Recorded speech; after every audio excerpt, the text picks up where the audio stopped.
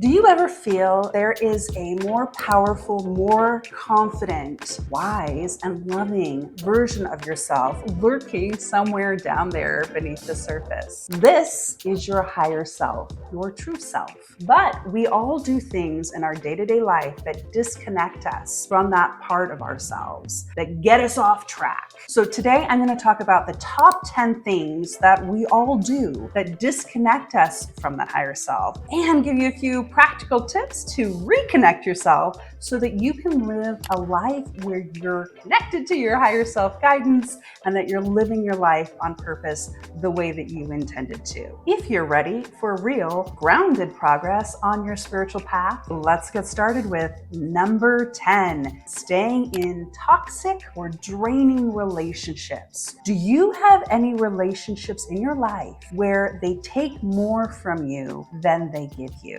Perhaps you're the person who's always doing everything for everybody and they're not reciprocating. Or perhaps you're the person who's supportive of everybody and yet they are not supportive of you. Maybe this is a relationship that there just ends up being a lot more drama and contrast and conflict than there is love and harmony. I particularly see this in people that have a challenge with boundaries. Does that sound familiar?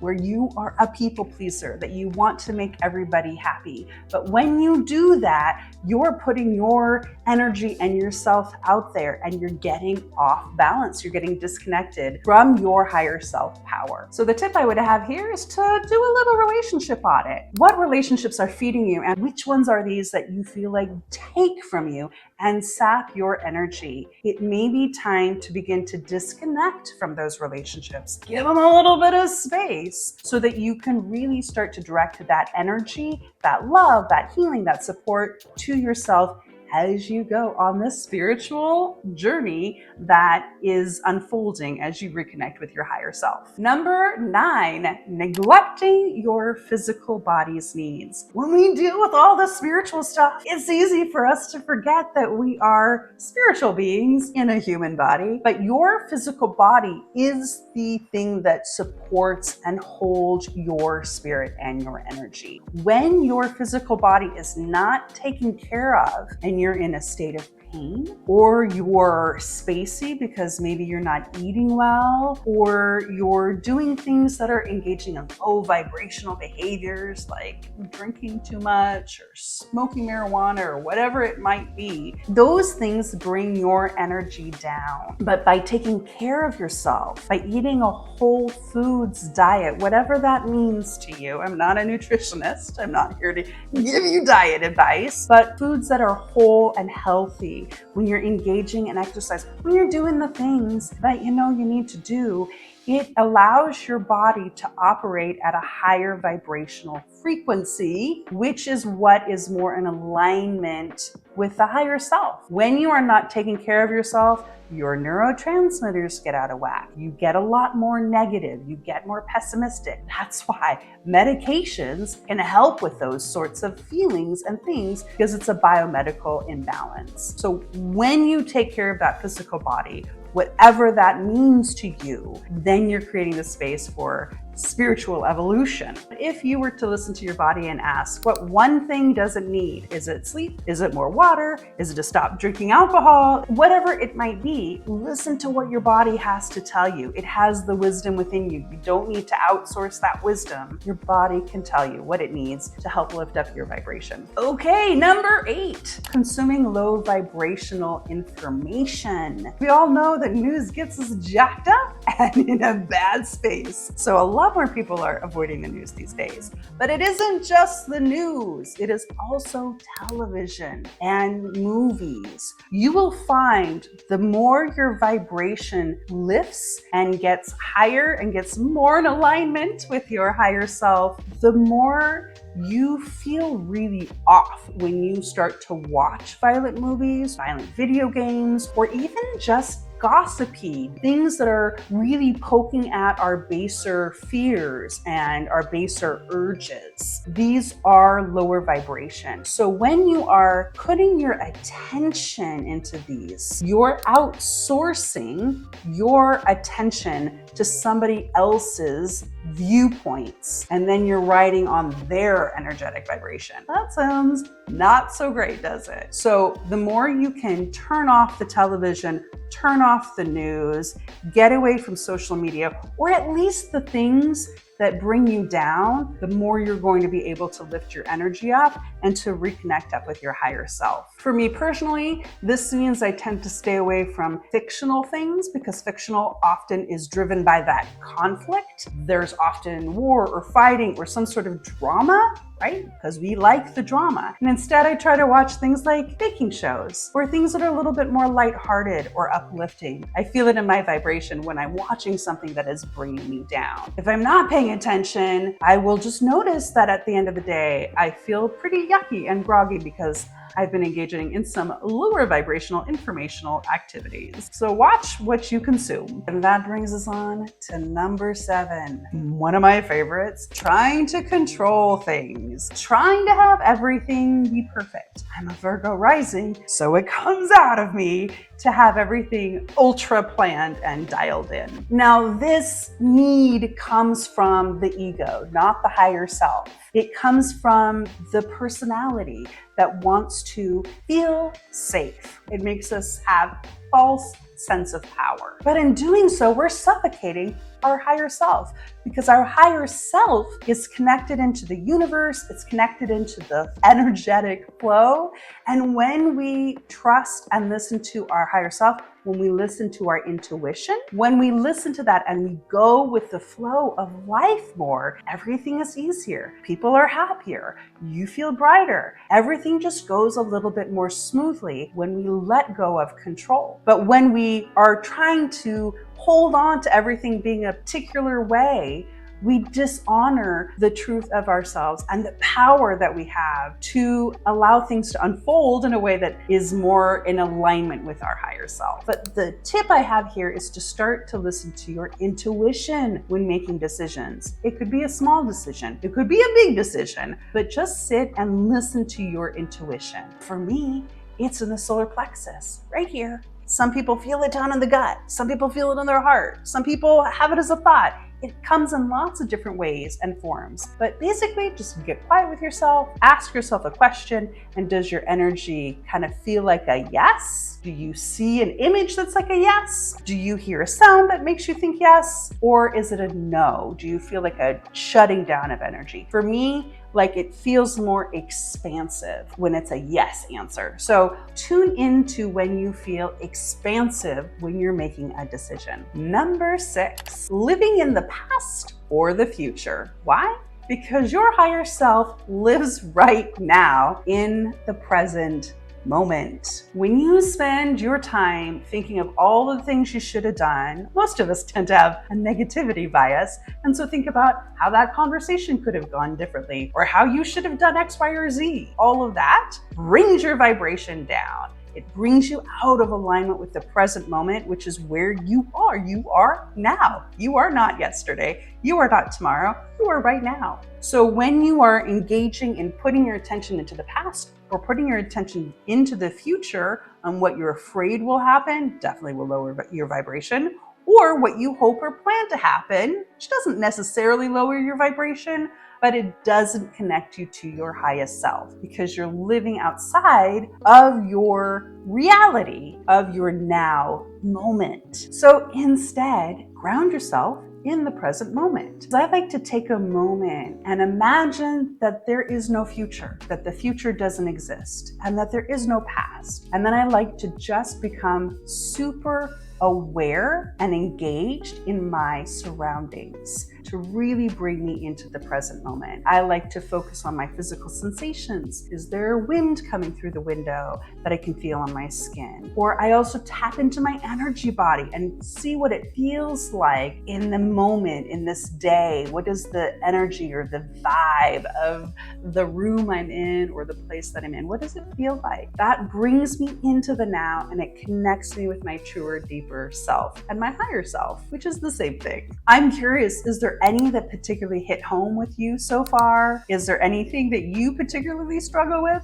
Let me know in the comments down below. And if you're enjoying this video, this is the time where I ask you to like it and to subscribe so that you can get more good stuff that help you on your spiritual evolution so that you can live your life on purpose and be the brighter, beautiful version of yourself that you are destined to be. Ready for the big game changers in our final 5? Let's dig in. Number 5, numbing out your feelings. When you numb out your feelings, whether it's through television, whether it's through drugs and alcohol, whether it's through just disconnecting and not letting it fully express itself in the moment, you end up getting impacted energy. It ends up sticking with you, sticking to you. Because the way that we are naturally supposed to be functioning is something happens. We have an emotional response. We feel it, we process it, and we let it go, and we release it, and we shake it off. That's how things are supposed to work. However, we are not perfect beings, are we? And we often are afraid to fully feel those uncomfortable, unpleasant